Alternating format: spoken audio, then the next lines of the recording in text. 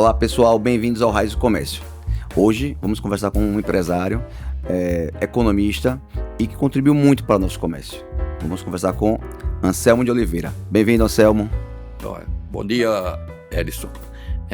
Em primeiro lugar, antes de começar, gostaria de fazer uma referência muito positiva a esse trabalho que você se propôs agora a fazer, resgatando as raízes do comércio. Então, está de parabéns você e a CDL por ter iniciado esse processo. Muito obrigado, Anselmo. A gente sabe que o Raiz do Comércio, a gente tenta mostrar tudo que aconteceu no nosso comércio sergipano, né? As origens, né? Que foi tudo que passou. Eu lembro que já teve alguns depoimentos aqui que governadores, prefeitos, antes de fazer qualquer tipo de atitude, conversavam com os comerciantes para tentar integrar, né? Então a gente está tentando trazer isso de volta e com histórias como a sua a gente com certeza vai trazer. Vamos tentar, né? Vamos sim. Anselmo, me conte aqui, como é que foi sua infância? Você nasceu aonde? Para onde você foi? Como foi que você começou sua vida na adolescência para a vida adulta? Bom, cumprimentando os nossos ouvintes e espectadores, né? Porque hoje agora é tudo online. Hoje é tudo online, hoje é tudo mais fácil, né? Mas, Elison, eu nasci em Riachuelo, cidade de Riachuelo aqui próxima, a 30 quilômetros daqui, e mais especificamente do povoado Roque Mendes. Um povoado pequeno, já que viveu uma época áurea nas décadas de 30 e 40, quando não tinha estradas ainda para lá, tudo era feito através de saveiros, né? Saveiros, quem pegar as imagens de Aracaju da década de 40, 50, vai ver que ali na Rua da Frente ali tinha primeiro perto da Ponte do Imperador, depois lá onde hoje é aquela parte de eventos ali, aquela praça de eventos entre os dois mercados, ali a conformação era diferente, ali tinha a estação ferroviária de Aracaju, poucas pessoas se lembram disso, né? E ali tinha todo por onde chegavam os saveiros, não somente de Riachuelo, mas como também de Maruim, de Laranjeiras, né? De alguns lugares, e ali eles traziam suas mercadorias. De trem? Não, trazia mercadoria de saveiro. Certo. Algumas fazia o transbordo para trem, quando a coisa ia seguir de trem, né? Mercadoria ia seguir de trem. Então, ali, esse povoado que eu nasci, era um povoado que era particularmente cheio de olarias, né? E plantações também. Então, tinha uma base econômica, tinha 16 saveiros, né? Você deve ter visto já uma foto de um saveiro antigo, né? E conte para nós como era. O saveiro, vamos dizer, era o caminhão da época. O caminhão, né? Da tinha. época. Um saveiro daqueles transportava em torno de 6 toneladas a 14 toneladas, né? Então eles traziam lá de Riachuelo, trazia os tijolos, telhas, trazia areia do fundo do rio, chamada areia lavada. Né? E eles levavam outras mercadorias para suprir, não somente Roque Mendes, como também Riachuelo. Então eram 16 saveiros, eram umas 16 olarias também, 15, 16 olarias que produziam, aí não podia chamar de cerâmica, porque era muito pequena, né? E então com isso mantinha a construção civil, grande parte da construção civil daqui de Aracaju. Então, o saveiro, meu pai iniciou a vida como sitiante, ele era dono de um sítio, já vindo de herança, né? E depois ele comprou um saveiro, né? Aliás, ele foi trabalhar em um saveiro, porque inicialmente ele foi trabalhar como empregado, a tripulação novamente eram três pessoas, eram dois marinheiros, chamavam de companheiro, e um patrão que não era o dono do saveiro, o patrão é uma espécie de gerente. Meu pai começou como companheiro, depois foi patrão e depois acabou comprando o saveirinho dele, né? Então ele ficou um tempo transportando mercadorias, né, dentro desse mesmo diapasão que todos os outros faziam, e até o dia que minha mãe, começou a reclamar que precisava educar os filhos. Então, meu irmão mais velho já tinha vindo trabalhar aqui com a pessoa que ele trabalhava lá em Riachuelo. Meu irmão nessa época tinha 13 anos, 14 anos. E depois, quando ele veio o desejo de mãe de estar perto do filho e também de levar os outros para o mesmo caminho. Então, foi assim que eu vim de lá de Riachuelo. Aracaju. Eu tinha 2 anos de idade. Aí foi estudar onde? Quando eu cheguei eu ainda tinha 2 anos, não, mas né? depois. Meu pai, havia isso foi uma coisa que ocorreu com muitas famílias aqui de Sergipe. Eles não vinham para Aracaju, mas não tinham uma profissão definida, não tinham uma maneira de ganhar a vida, então eles colocavam uma bodega. Sim. Então o meu pai não foi diferente. Então meu pai veio e comprou uma bodega que tinha ali na Avenida Carlos Burlamarque, né, onde depois a CEPAF se estabeleceu, mas então eu estou lhe falando de 1945, 46, quando ele veio para aqui, comprou essa bodega e com isso vendeu o saveiro depois para colocar uma mercadoria Qual era o nome da bodega? Não tinha nome, não. Não tinha nome, não. Era bodega, né? Bodega do São José. Não, tem um livro aqui, né? É de Expedito. Eu Expedito, conheço o livro. Né? Que fala de bodega. Fez um resgate extraordinário. A gente vai abrir um restaurante agora no museu do Memorial de Sergipe, da UNIT lá, e que a base vai ser justamente as bodegas de Aracaju. Bodega de Aracaju. Desse livro. Então aquela bodega do meu pai está citada, é a primeira que está citada no livro. Né? Mas não tinha nome? Não tinha nome, é a bodega do São José. O nome dele era José Custódio de Oliveira, né? E todo mundo conhecia como a bodega de Seu José, ou Seu Zé. Seu Zé. Seu Zé. Então ele começou com a bodega lá em 1946 e a bodega foi dando certo, ele vendeu o saveiro e naturalmente colocou mais mercadoria, ali era um corredor, como você tinha onde hoje é a rodoviária antiga, né? Sim. Ali tinha um morro, ali era o Morro do Bonfim, né? Seu sobrenome. É meu sobrenome, Bonfim. Então ali chamava-se Morro do Bonfim. Então o pessoal só desviava pela Carlos Lamarque para ir para a 7 de setembro, né, que hoje chama-se Mamed Paz Mendonça, né? E toda aquela região. Então o movimento era grande na bodega. Então ele aportou o recurso naturalmente lá como um pequeno empreendedor, né? Ele não tinha pretensão de ser um grande empreendedor e foi vivendo e eu cresci ali. Eu me dei conta da vida dentro de uma bodega, onde todos trabalhavam, principalmente naqueles horários de perto de 6 horas ou de manhã cedo.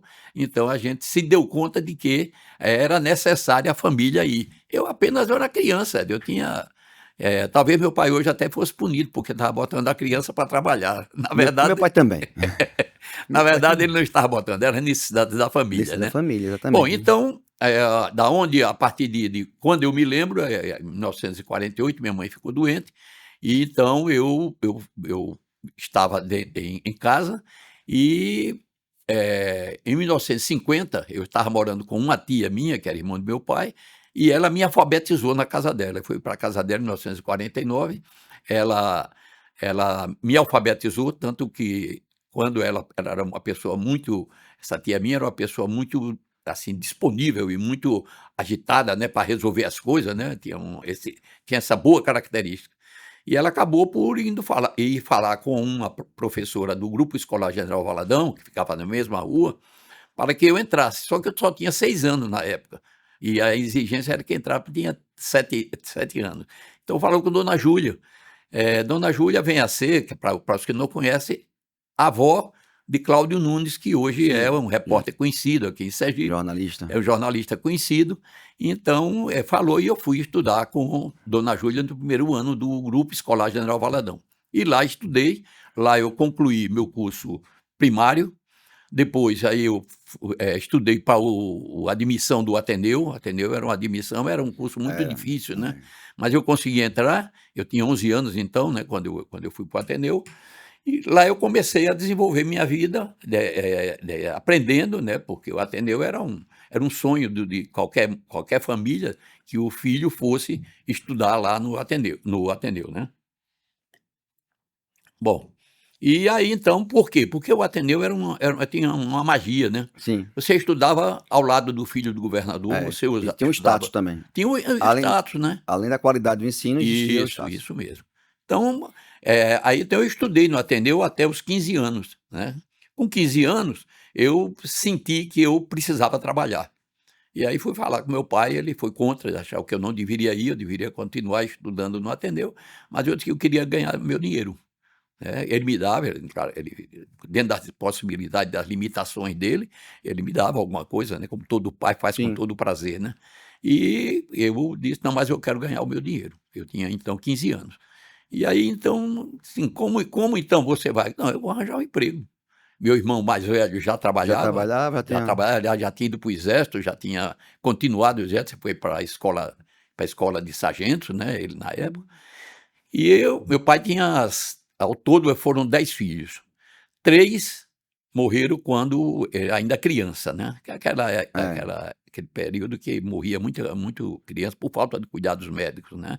Na época. 7 se criaram, né? Então, os 7 se criaram, eram 3 mulheres e 4 homens, né? Então, esse irmão meu já estava nessa situação e eu, conforme eu lhe disse, eu comecei a trabalhar, né, com 15 anos, né? Então, foi assim que eu... Começou Foi.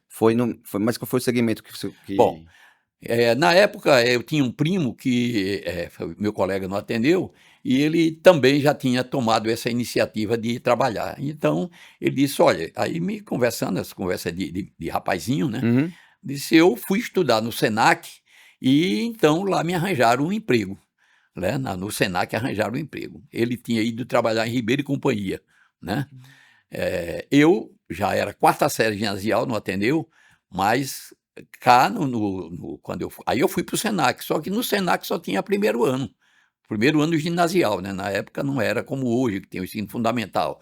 Chamava-se curso primário, curso ginasial e curso colegial.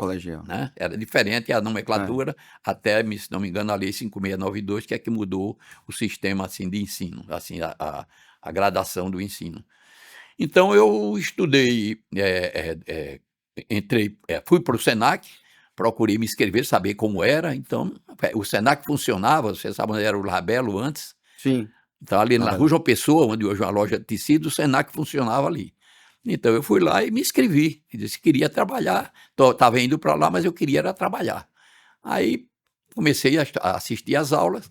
E não demorou muito, um belo dia chega uma senhora lá, a senhora não era uma moça, não era uma senhora, era uma moça nova, né? Para a gente era uma senhora, né? Tinha 15 anos. Então, aí me chamaram, disseram, você quer trabalhar? Quero trabalhar, sim. Aí me indicaram para eu ir para a Casa Teixeira, de Seu Oviedo. Seu Oviedo, ali em frente, né? Fundador da CDL. Da CDL, Então, aí aí vamos lá. Passei lá uma semana trabalhando. Com uma semana, aí me disseram, não, agora você vai se afastar, porque agora vai vir um outro para fazer o teste. Certo. Aí, era uma experiência. Era uma experiência. Aí, bom, tudo bem, eu voltei para continuar estudando, né, lá na escola, né. E aí, depois de uma semana, mais uma semana, ou 10 dias depois, aí a mesma assistente social me chamou e disse, olha, você foi o selecionado. Não, você não pode imaginar a alegria que eu fiquei no dia, né. Pronto, aí com isso eu comecei a trabalhar aos 15 anos na Casa Teixeira. Seu Oviedo, o trabalho era mais com o Zé Carlos Teixeira, sim, do filho dele, né, que era quem era o gerente da parte de varejo, e seu Oviedo e seu Elpídio cuidava da área financeira e seu Oviedo cuidava de uma opção de coisa, opção de negócio, que ele sempre foi um homem de grande capacidade empresarial. Um grande empreendedor. Um grande empreendedor. Então foi assim que eu comecei a trabalhar. Que pena que não está entre nós, porque eu acho que fazer um podcast com ele ia ser uma coisa para 3 dias. Muito bom. Então foi assim que eu cheguei ao comércio para trabalhar. Aos 15 anos. Já com uma experiência de bodega. Então, a minha primeira experiência foi numa bodega. Eu lidei com o cliente, os meus ensinamentos de lidar com o cliente começou naturalmente na bodega do meu pai, né? Então isso já me deu assim um certo conhecimento, fora aquela educação social que a família dá, como você deve se portar, como você, né? Olha, você vai para um lugar novo agora e tal, ouça os mais velhos, aquela preocupação que os pais sempre teve com a gente, né? Que bacana. Antigamente começava muito novo, né? É verdade. Eu comecei novo também, porque a gente tem, né, ainda a loja Casa do Fio, ali perto, né? Sei. E aí eu nasci em cima. Eu morava em cima, descia para trabalhar. Não tinha problema de trânsito, né? Não tinha problema de ônibus nem nada. Não, mas eu descia e trabalhava, então desde cedo a gente sempre trabalhou. Né? E eu quando tinha 16 anos, meu pai já falou, essa loja aqui você vai assumir aqui e tome conta. Então, desde cedo a gente começava a ter responsabilidades. Né? Sim, aí partindo daí, vamos lá. Aí você começou a trabalhar, depois saiu. Bom, eu comecei a trabalhar na Casa Teixeira. Mas parou o estudo, não? Não, nunca parei. Continuou estudando? Não, continuei estudando à noite, né? Uhum. Aí eu passei a estudar no Ateneu mesmo, à noite, que era... O Ateneu, ele não tinha curso à noite, mas tinha o colégio Silvio Romero, que fazia parte da Senec, a Campanha Nacional de Educandários Gratuitos, que depois virou SENEC, que é da comunidade, né? Então, eles ocupavam o prédio do Ateneu, naturalmente cedido através do convênio, e eu fiz a 4ª série ginasial lá. Eu ainda, quando saí, eu ainda fui fazer a 4ª série ginasial. Então, eu fiz a 4ª série ginasial lá e quando terminei, eu me habilitei para fazer o curso de contabilidade. Eu não tinha tempo de estudar para fazer vestibular, como meus colegas do Ateneu todo, que faziam, começaram a... Já estava trabalhando... Estava no científico e tal, facilitava, né? Então eu não tinha tempo. Trabalhando, você trabalhava de segunda a sábado, meio-dia, né? Porque, e às vezes trabalhava sábado à tarde também para arrumar, porque era uma loja de modas, então você ia fazer preparar aquelas bonecas, preparar aquele negócio ali que era para vender, né? Meu colega da época, um dos mais conhecidos aqui é o Manelão, todo mundo sabe. Manelão foi uma pessoa que me treinou lá dentro, né?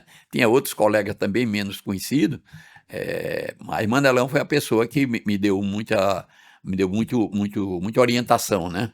Para trabalhar. Então, ao tempo que eu estava lá estudando contabilidade, eu estava também trabalhando na loja. Ganhava meu dinheiro e também fazia. Quando eu estava no segundo ano de contabilidade já, ali onde hoje é o Museu da Gente Sergipana, aí então eu fui para o Exército, né? E fui pagar meu tempo à nação, né? Que a gente tem que pagar, né? Então me chamaram, então eu tive que ir. Então não saí, não me desliguei. Qual era o ano ali? 1962. 1962 como na linguagem antiga, sentou praça, né? Senta praça. Depois da Segunda Guerra, essa área militar estava muito... Né, existia esse protecionismo por conta da guerra. Havia um respeito maior por causa nós tínhamos saído de uma guerra há 18 anos, né? A guerra terminou em 45, né? Isso. 18 anos, 13 anos, né? Não, 18 anos. Para quem não sabe, a entrada do Brasil na Segunda Guerra foi por causa de Sergipe, né? Que foi fundado... O torpedeamento aí na frente. Aqui na frente. Tem Rodovia dos Náufragos, né? Tem muita literatura sobre isso aí, tem alguns programas aí que é muito importante as pessoas conhecerem a história, né?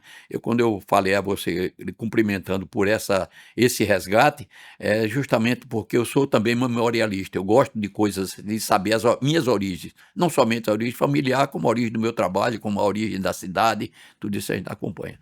Mas voltando a história do Exército, aí então eu fui lá para ser selecionado e acabei sendo selecionado. Na pedida, minha mãe achava que eu era muito magro, eu não ia aguentar, mas não é preocupação de mãe, né? Normal. Mas eu fui e aguentei, não teve problema. E retornei para a Casa Teixeira, mas durante o curso, durante o tempo do Exército, também eu continuei estudando, não parei até terminar o curso de contabilidade. Né? Em 1963 eu terminei o curso de contabilidade, e aí continuei trabalhando, já como é maior, eu entrei como menor aprendiz, aí eu já era maior, né? E balconista, minha função era sempre foi aprendiz de balconista e balconista. E então, com isso, a gente aprendeu mais ainda a lidar com o cliente, né? Conversar. E eu sempre gostei, eu não estava ali só para ganhar o dinheiro, eu estava ali porque eu gostava também, né? Mas, naturalmente, procurando uma maneira de crescer na vida, né? Naturalmente. Lá, fui crescendo, passei a ganhar mais com o próprio tempo, tinha clientela, eu era vendedor e tudo isso. Então, mas a gente sempre almejava alguma coisa de melhoria, lá ou em outro lugar. Aí você vai avaliando as possibilidades, né, de que você é capaz, e aí eu continuei assim até que, quando a Petrobras surgiu aqui em Aracaju, aí vários concursos foram abertos e vários concursos eu fiz. E foi aparecendo, ia passando nos concursos, até quando eu entrei, deu uma interrupção na atividade comercial, aí eu fui trabalhar na Petrobras, eu fui ser operador de transferência e estocagem, no momento que se inaugurava o Tecarmo, né? E nessa função aí eu fiz cursos fora, muita Petrobras mandou fazer cursos fora, e eu acabei como encarregado do terminal aí da Atalaia. Não era o dirigente Sim. Tinha um superintendente, tinha um diretor de operações, um chefe de operações, e eu era o encarregado. Era o encarregado da parte operacional, da movimentação Essas de empresas navios. normalmente ajudam, né? Dão suporte de treinamento, manda para fora, faz curso, várias vezes para o Rio de Janeiro. é meio que um MBA Porque você aprende isso. metodologias, Dentro da água, processos. mas dentro da área mesmo do petróleo. Do petróleo. E aí a gente ia lá para fiscalizar carregamento, aqueles navios que você vê ali fora quando estão atracados para carregar petróleo. Várias vezes eu fui ali e também a minha atividade fora. Então, durante esse tempo, eu deixei a atividade empresarial e comercial para atender uma outra atividade, que é a atividade da indústria de petróleo, de onde eu trabalhava. Era muito bem remunerado, todo mundo sabe que a Petrobras sempre pagou muito bem, e eu continuei, né? E ao tempo que eu trabalhava também na Petrobras, eu também comecei a movimentar para voltar a estudar. Sim. E aí voltei, em 1970 eu fiz vestibular e entrei na Faculdade de Economia. Né? Foi. Aí, naturalmente, eu levei Já casado? Aí eu tinha casado em 69, né? Eu casei em 69, e daí eu já tinha tentado um ano antes, não tinha passado. Por quê? Porque fica naquela história de ia namorar, ia não sei o quê, e aí não passava.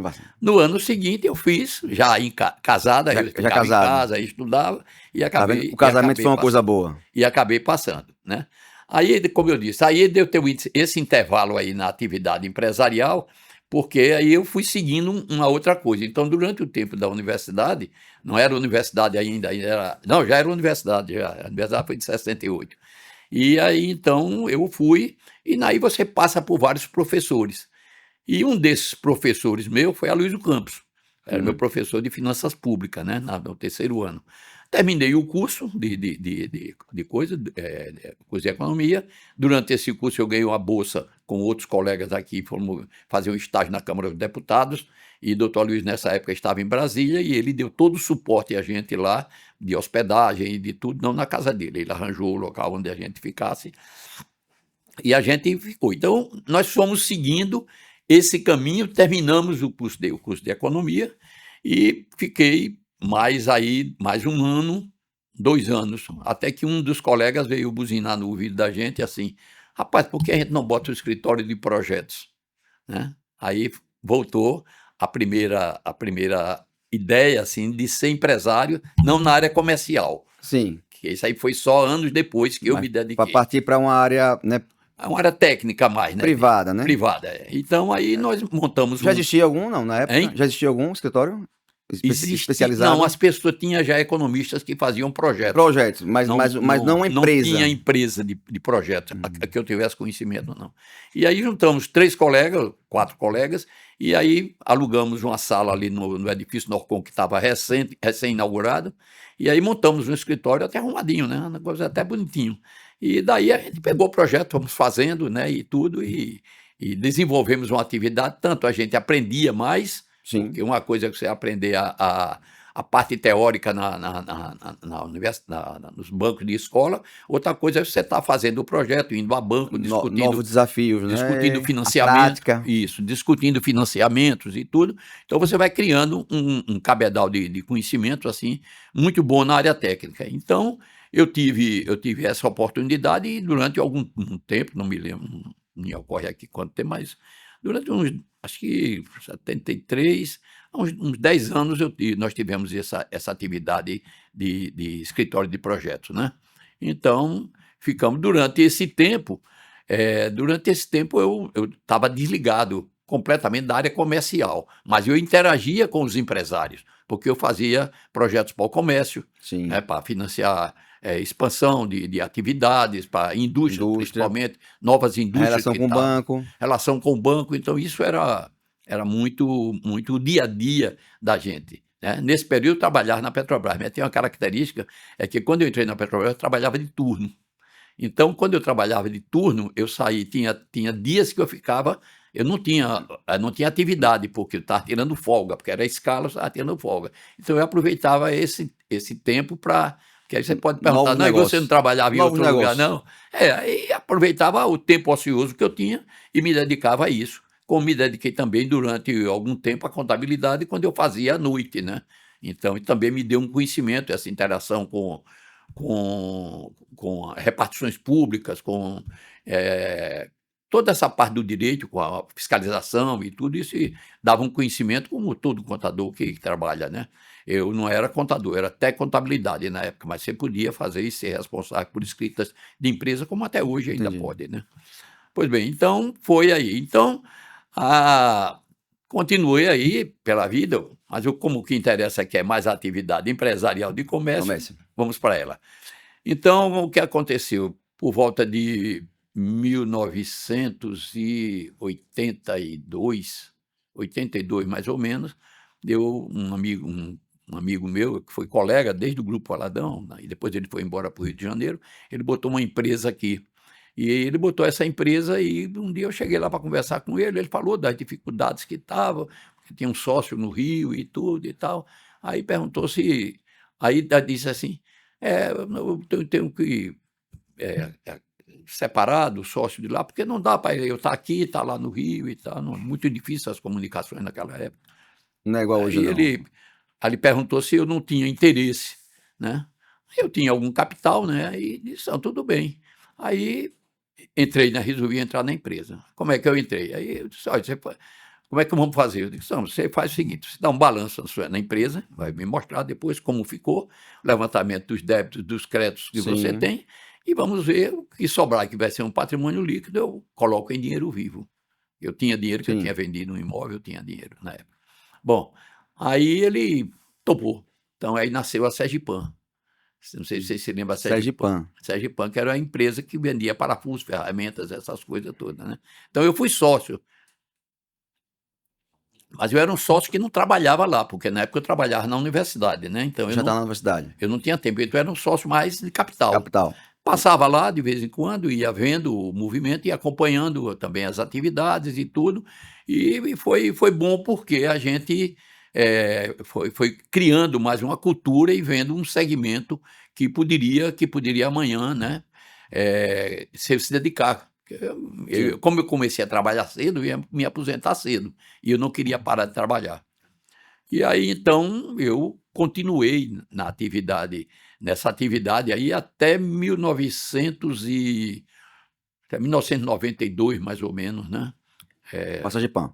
Com a Sergipan. Mas eu sou sócio capitalista, eu não trabalhava Certo. lá. Passava lá dia de sábado, eu ia para lá, ia e tal. Sempre estava informado das coisas, porque nas agruras a gente era chamado, né, e tudo. Mas antes disso aí, em 1984... Nessa época tem um monte de plano, né? Plano isso, plano Tinha, aquilo. tinha muita coisa. Aí, em 1984, mais ou menos, eu trabalhava na universidade, né, que eu fui para lá. É que eu não contei um lance aí, porque como eu fui para a universidade, eu fui para a universidade porque o doutor Aloysio, ele era secretário de planejamento. Depois que eu me formei em economia, ele queria que eu fosse trabalhar no Condese. Mas quando ele me chamava para lá, aí não dá, doutor Aloysio, o meu salário na Petrobras era alto, ele não podia me pagar o que eu ganhava na Petrobras. Aí eu não ia, né, e ficava, até que um dia ele assumiu a reitoria da universidade e me convidou para eu ser o superintendente da universidade. Aí foi um convite assim, que ele passou 2 horas e meia na casa dele, comendo meu juízo assim, ó, e ele findou no final da noite, eu entreguei os pontos, eu disse, Luiz, eu vou trabalhar com o senhor. Aí deixei a Petrobras. Largou a Petrobras. E fui trabalhar com ele na universidade, né? Bom, aí, nesse ínter aí, porque uma das coisas que ele pisou na universidade você pode fazer cursos fora, você vai se qualificar, você vai não sei o que, aquela história, e eu gostei da ideia e nunca me arrependi não, né? Não vou dizer que eu me arrependi, de jeito nenhum. Aí, então, essa época eu já tinha a empresa, né? E aí eu fui para fiquei com o doutor Aloysio e ainda fiquei com ele até o 1986, não, 1976, que foi quando quando eu saí da Petrobras, eu não fui sair pedindo demissão. Ele conseguiu, através dos canais que ele tinha em Brasília, de eu ser cedido à universidade. Ah, entendi. Aí eu fui cedido inicialmente, depois eu pedi demissão e fiquei, né? Bom, voltando ao assunto da atividade comercial, aí então a gente ficou trabalhando, então eu fiquei com esse sócio até 1992. Em 92 a gente chegou a um acordo que deveríamos separar. Ele tinha a ideia de botar a empresa dele, ficar sozinho na empresa, E tudo bem, não teve problema, a gente se separou. E aí meus filhos entram em cena, né? Porque aí eu já estava com a Selma, que é o meu filho mais novo, que tinha na época 17 anos, já começou a trabalhar, e o Alexandre também já começou a trabalhar também. Então, a gente começou, aí montamos a CEPAF. Aí foi onde surgiu. Aí foi onde surgiu a CEPAF. 92. 92. 92. 92 para 93 foi quando a gente começou com a CEPAF, né? Que veio de uma cisão de um sócio seu. De um sócio, ele continuou com a Sergipan, inclusive o prédio era meu, o prédio que ele ficava, ali no Bairro Siqueira Campos, e onde hoje é a sede da CEPAF. Sim. E aí eu dei a ele um prazo para que ele procurasse um outro local. Ele arranjou, era uma pessoa que tinha facilidade também empresarial, foi para a Rua Santa Catarina, e eu fiquei ali.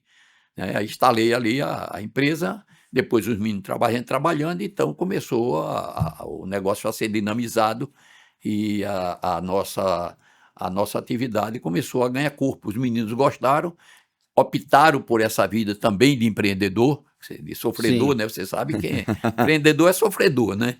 Mas eu fiz todas as ressalvas a eles. Vocês podem estudar, todos eles já estudavam, entraram na universidade, mas optaram por isso. Né, optaram por esse caminho. Né? Você vê largar, né, um funcionalismo público na Petrobras, uma empresa das empresas que mais pagavam bem no Brasil. É verdade. Para empreender, né, arriscar, né? Arriscar. É difícil acontecer isso. Hoje quem é comerciante, né, empresário, quem é comerciante hoje queria mesmo estar numa estabilidade, ter um emprego, uma hora para trabalhar, porque hoje com a internet não facilitou. Você trabalha todos os dias hoje, né?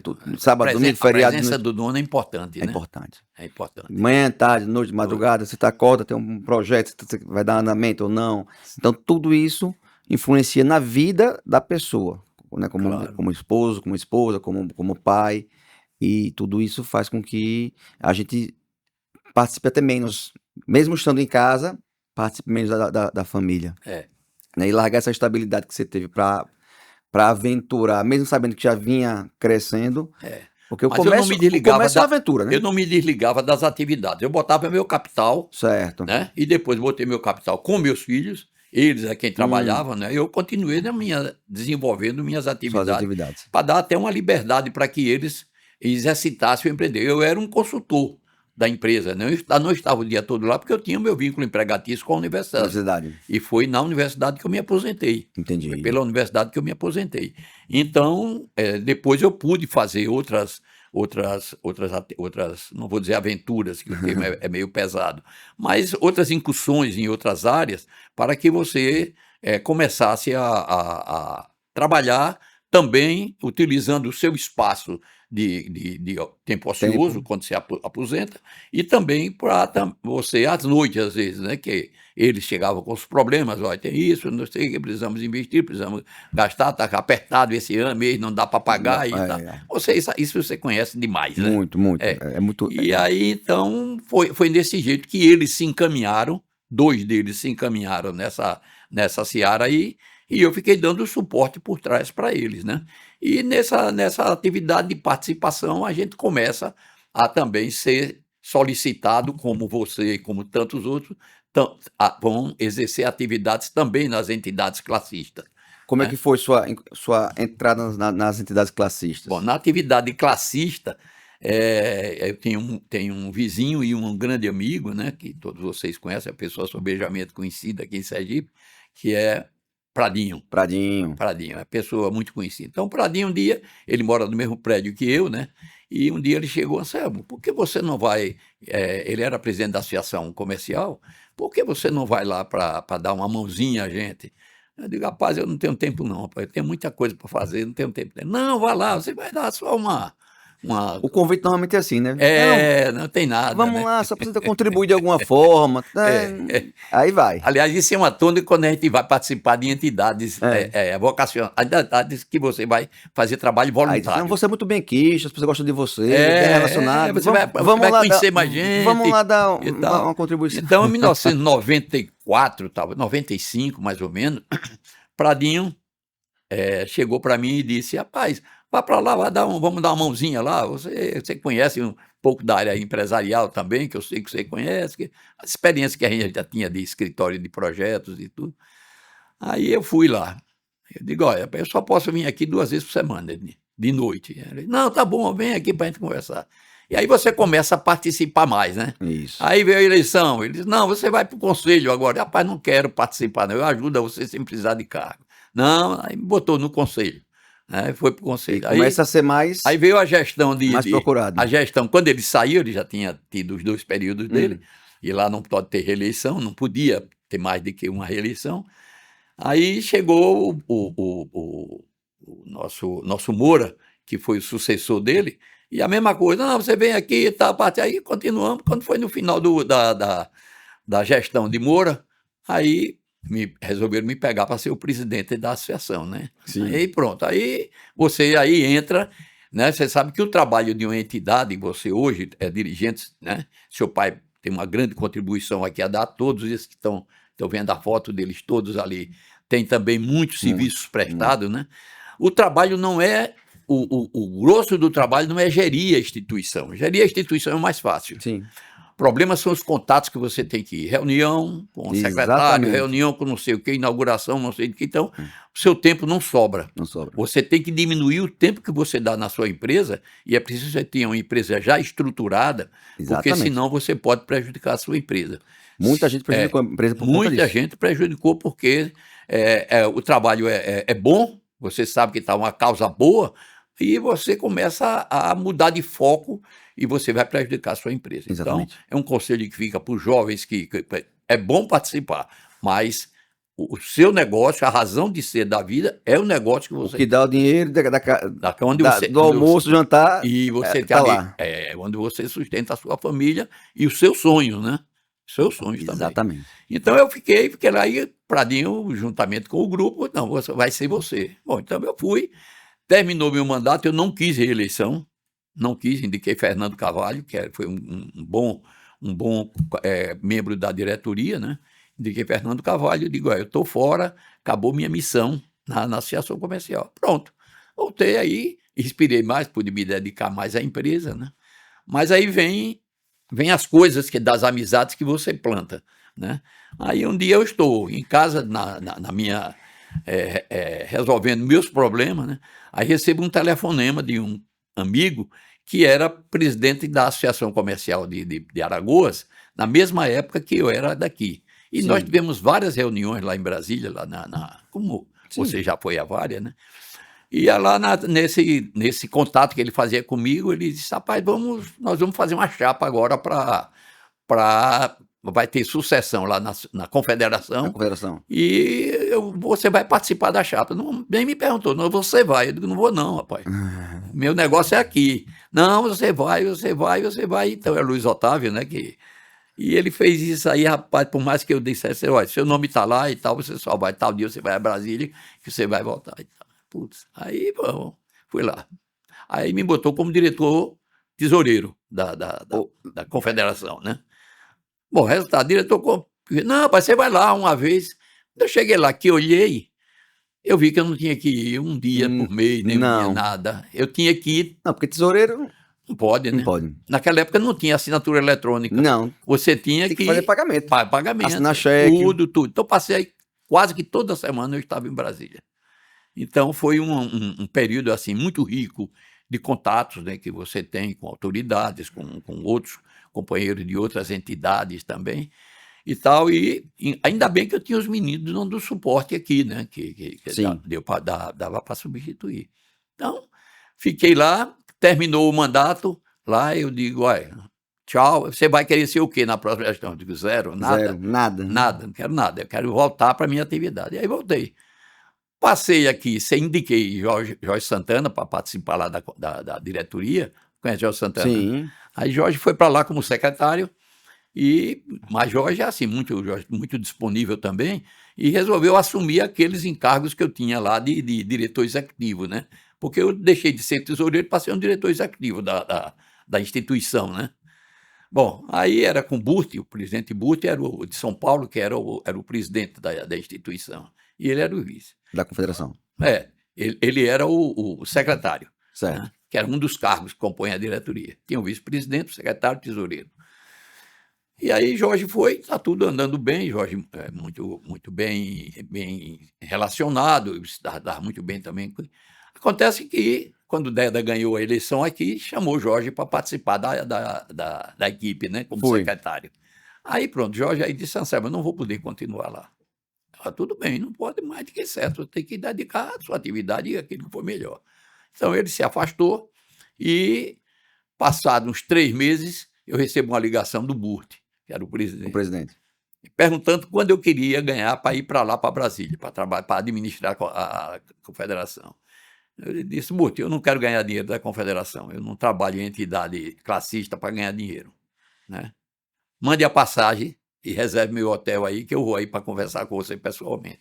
Fui lá, quando saí de lá, já voltei a ser diretor executivo. Com um novo desafio. Sem ganhar nada. Um novo desafio. Novo desafio. Né? E aí, quando terminou o primeiro mandato dele, ele disse, eu quero que você seja meu primeiro vice-presidente.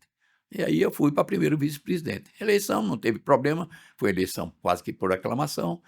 E aí eu fui ser o primeiro vice-presidente. E então, no frigir dos ovos, eu fiquei 10 anos em Brasília. 10 anos. 10 anos. Fiquei os primeiros 4 anos com o Luiz Otávio. Depois fiquei com ele 3 anos, ainda fiquei mais um ano, que eu, nesse período eu era também membro do Conselho Fiscal do Sebrae Nacional, né? Então continuei até terminar meu mandato, e aí eu voltei, daí acabou minha vida de participar de entidade empresarial. Assim. Participou por vários ambientes. Se bem, quando eu cheguei aqui, já fui pescado, já fui da Federação do Comércio também. Já. Bom, mas aí, voltando à atividade empresarial, então nós continuamos, vieram essas crises todas que você acompanhou também, e a gente está sobrevivendo hoje, continuamos na atividade de comércio de ferramentas e ferragens, que é o nosso ramo, CEPAF, ali que ficaria na Mariano Salmeron, os meninos tocam, eu ajudo. Hoje eu sou ajudante. Consultor. Sou consultor, ajudante, sou do conselho, conselheiro. Conselheiro. E assim a gente vai levando a vida. É uma frase interessante. Quando você começa a virar conselheiro, tô ficando velho, tô virando conselheiro. É verdade. Faço parte dos conselhos, não é possível. Já tô chegando nessa fase de dar conselho, não é possível. Mas que bacana ver essa história toda. Não sei se foi isso que você queria. Não, com né? certeza. A gente quer saber justamente a vida das pessoas, como é a relação entre um pai, né, um esposo, né, e a sua atividade com o comércio, né? O que ela agregou para a sua vida e o quanto ela consumiu da sua vida, né? Você vê que pela atividade do comércio você entrou em entidades classistas, né? E com certeza isso absorveu muito tempo, né, da sua vida. Isso é interessante, as pessoas acham que às vezes, não, participar é fácil, né? Não sabe o que está por trás disso. Tem que ir para Brasília toda semana para conferir pagamentos, fazer pagamentos. E outra, você, numa atividade dessa diretoria, como a gente passava lá, por extensão surgia. O presidente, nós hoje temos uma audiência. Temos um almoço, nós temos uma audiência com o presidente da confederação tal, nós temos uma reunião, porque lá tem uma reunião das confederações da agricultura, indústria, e tem aí participar. Não, hoje nós temos uma audiência com o presidente da Câmara dos Deputados, aí lá ia você. Tem uma audiência... Que possui mais tempo, né? Aí eu não era, eu era diretor financeiro, mas tinha que ir, porque você tinha que estar. Não, eu quero que você acompanhe tudo. E o Luiz Otávio era um cara muito participativo, que até hoje ele era grande empresário lá em Alagoas, e ele fazia questão de eu acompanhá-lo nos contatos que ele tinha. Nas reuniões, nos eventos, né? Com certeza. São muitas coisas que esse trabalho voluntário que a gente se dedica, e eu tenho participação em muitos trabalhos voluntários, hoje ainda tenho trabalho voluntário, né? Porque eu não participo mais da minha empresa, porque eu não tenho mais condições, né? E também não quero atrapalhar as ideias dos meninos. Estão andando porque aí. Os meninos estão andando. São 4 filhos, né? São 4, eu tenho 4 filhos. Dois na empresa? Dois se dedicaram a isso. O mais velho é professor e a mais nova é psicóloga. Cada um em sua área. Cada um na sua área.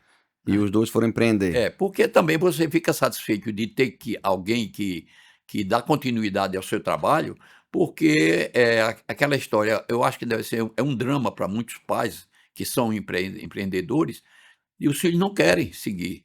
Os filhos, por uma dessas coisas, seguem uma carreira liberal ou tem outras atividades que podem ganhar a sua vida sem as preocupações que empresários têm, né? Porque Exatamente. costumam dizer, não, a vida de empresário é boa, vai lá pagar folha de pagamento, vai lá. Né? Folha de pagamento, aí tem os planos, Tudo, o mercado vai mudando. tudo. Você se né? adaptar às mudanças. A economia muda, o mercado muda, né? A tecnologia muda, né? Então, tudo isso influencia. Então, o que acontece? As pessoas não têm uma vida mais tão tranquila. Não tem. Né? Quando você vai para um local que você tem seu concurso, você vai lá, bate seu ponto, trabalha, toma aquele cafezinho, faz sua atividade, cumpre suas metas, bate o ponto, vai para casa descansar. A vida de empresário não é assim. Não é assim, é bem diferente. Não é assim. A vida de empresário é a vida de preocupação contínua. É preciso ter um ramo que você acerte numa veia muito grande para você dizer que não tem preocupação. Mas hoje você tendo para quem você passar o bastão, né? Eu conheço muitos empresários, muitos pais que não tem. Que eles tiveram que vender a empresa porque nenhum filho queria. Existe muito isso. O pai construiu e o filho não quis, cada um tem o seu movimento, e aí para onde vai a empresa? Tudo que você construiu, ou vende, ou vai se acabar. Vai se acabar. Ou vai se acabar, porque se ele não tem um comprometimento. souber vender na hora certa, ele ainda sobrevive, apurou, vai dar. Se os filhos tiverem juízo para pegar o dinheiro e saberem administrar o dinheiro, porque tem pessoas que não sabem administrar o dinheiro. E há até um ditado que diz: quem não sabe ganhar dinheiro não sabe gastar o dinheiro. Né? Gasta demais. Nós temos N exemplos de empresas que deram certo, os caras tiveram um pique, ganharam dinheiro e não souberam manter porque começaram a gastar. Olha, você tem um estoque, a sua empresa, como eu tenho. Sim. Eu não, os meninos têm, eu não. Eu agora só olho, né? Mas quando você olha o estoque de uma empresa qualquer dessa, você vai ver que 25% daquilo não é seu. Não. É do fisco. Exato. Não é? É ou não é? Exatamente. 25% aí você vai ter. Se você quiser se desfazer, se quiser por venda, se você quiser se desfazer por uma venda da participação societária, é uma coisa. Mas eu vou vender a mercadoria todinha. 25% você vai ter que pagar de imposto. Não tem jeito. Não é isso? Não tem como. Então, quando o filho leva, alguns se dispõem a levar, mas levar com responsabilidade, né? Porque não é todo mundo que está preparado para administrar uma empresa. Muitas vezes a pessoa monta uma empresa e está ganhando lá 10 mil, vamos supor. Né? Aí ele 10 mil, então eu vou comprar um carro de 6 mil a parcela. Então ele já comprometeu ali. Comprometeu a renda. 60% da renda dele com um carro. Não pode. Não pode, né? E isso acontece muito. Essa semana eu estava conversando com um sobrinho meu, ele ligou para mim aqui há pouco instante, você viu quando ele ligou. Ele falando de uma pessoa que ele conhece aqui na casa, começou a ganhar dinheiro e começou a fazer duas coisas que o empresário não deve fazer, que é, primeiro, gastar sem saber se tem lastro para gastar, e o segundo, se afastar do negócio porque resolveu viajar, resolveu passear, resolveu coisa, e perdeu o foco dele na empresa. Então esse é um conselho que a gente dá para os jovens, né? Eu já atravessei um bocado de coisa. Nunca se afaste do seu negócio, assim, do foco do seu negócio. No dia que a empresa estiver muito bem estruturada e que você puder se ausentar porque alguém vai tomar conta, ou filho. Eu tive um empresário de São Paulo, que a gente conheceu muito, fornecedor nosso, ele teve um gerente que foi quem assumiu a empresa dele. Sim. Mas para você fazer isso, você tem que ter, primeiro, uma pessoa que seja muito boa, de confiança, né? Que você pague bem para ela. Claro. Mas que você tenha controle, né? Você tem que ter relatórios, você tem que ter toda uma infraestrutura para você, porque assim, você vai deixar de estar aí na empresa, mas você não vai largar a empresa e vai esperar o resultado. Claro, Você tem que ter um acompanhamento do caminho na empresa. É verdade. Quanto é que ela está gastando, quanto é que ela está vendendo, quanto é que ela está dando de resultado. Porque você deixa de exercer diretamente o atendimento, né, a função, vamos dizer, a função primária da empresa, mas você começa a ser controlador. Então você tem que ter todos esses recursos para poder controlar a empresa à distância. Além de ter uma pessoa muito boa. No começo você vai para o balcão, você vai atender no balcão, né? Ou depois você passa aí só em determinados momentos atender ao cliente, mas sem perder que você está vendo o cliente. Você está vendo o cliente ali, você está vendo o movimento da empresa. Exatamente. Até você chegar a uma posição que já os seus filhos começam a ser mais conhecidos do que vocês. Então, quantas vezes disseram, não, quem é seu pai? Seu pai, o pai é Gerson Bonfim. A Gerson depois disse assim, não, mas Elison... Gerson, quem é? Você é o pai de Elison? É, pai. Inverte. Aí começa natural. É verdade. É porque os caminhos da vida. É o caminho da vida. A própria dinâmica da vida. É, exato. Anselmo de Oliveira, queria agradecer enormemente, né, por dispor o seu tempo para poder passar para o nosso público que adora ver isso, adora ver essas histórias, né? Os acontecimentos que vieram ao longo dos anos, né? A trajetória de uma pessoa que venceu na vida, uma pessoa que trabalhou, que teve horizontes, né? Vários caminhos, escolheu os seus caminhos. Isso é muito bom, isso é muito inspirador para muitos jovens, né? Para muitas famílias. Queria lhe agradecer pela presença. Queria dar uma lembrancinha aqui da nossa CDL, né? Que é uma pasta. Nosso amigo Ivo, você se conhece Ivo, que era das flores. Ivo. Coisa de nome. Ivo, ele tem uma empresa de brindes, chama de B, que não é Elison Bonfim não, né? Mas é B Brindes, uma canetinha da CDL. Muito obrigado, viu? Vou levar como lembrança, uma lembrança para... Ivo é nosso parceiro aqui na CDL, ele faz os brindes todos aqui, são super qualidade. Bom. E queria agradecer, e fique à vontade para falar o que você... Né? Olha para aquela câmera aqui. Ó, e agradecer também a você essa oportunidade da gente resgatar um pouco da vida da gente, né? Que a gente no dia a dia a gente se acostuma com os trabalhos e a gente não tem nem tempo de parar para pensar no que foi o passado. Eu já pensei algumas vezes em escrever alguma coisa para deixar assim sobre a vida, né? Sobre a vida de empresário e mesmo sobre a vida pessoal, mas sempre falta tempo, sempre sobra trabalho e sempre falta tempo, né? Então, eu acho que foi esse trabalho que você está fazendo é uma maneira de você resgatar essa história do comércio, como vocês, a raiz do comércio, o título muito, muito adequado por sinal, e de tal forma que o povo começa, o povo, quando eu digo as pessoas que se interessam também por um pouco de história, vão conhecer os atores que fizeram a vida. Como você falou, pena Silveira não está vivo para dar um depoimento aqui, para ouvir viva a voz dele. Hoje a tecnologia permite a gente fazer isso, né? Dos que passaram aqui, eu acho que até agora, 70% teve alguma relação direta com o Ovídio. Sim. Então você vê como ele foi um homem importante. Ele foi importante. Para o comércio, né? O sujeito foi um homem importante e ele sempre empreendedor. Ele foi da SESI, fundou a CDL e tem esse papel até hoje. Passou, né? Pelo Rotary também. Rotary também, né? Ele a família toda, né? Tanto Zé Carlos, que depois se tornou um político bastante conhecido e respeitado, né? Como é o Pídio também, Elpidio Teixeira também, a pessoa com quem eu privei muito da participação da vida empresarial com ele, porque ele tinha uma salina, e no meu tempo, depois que eu me formei em contabilidade, eu também fazia a escrita da salina dele, né? Contabilidade. Da contabilidade, Então, Seu Oviedo, quando meu pai se foi, né? Aí seu Oviedo foi lá no enterro e discursou. Me lembro como se fosse hoje. Ele, né? Já com a bengalinha na mão, mas fez questão de discursar para a gente confortar a gente.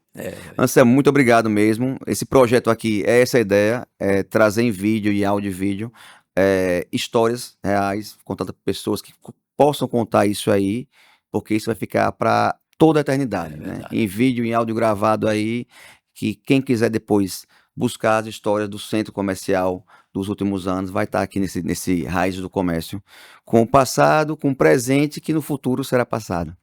Muito obrigado. Pessoal, esse foi o Raiz do Comércio de hoje. Lembrando que todas as terças-feiras, né, às 8 da noite, um episódio novo, e esperando vocês no próximo episódio. Até lá.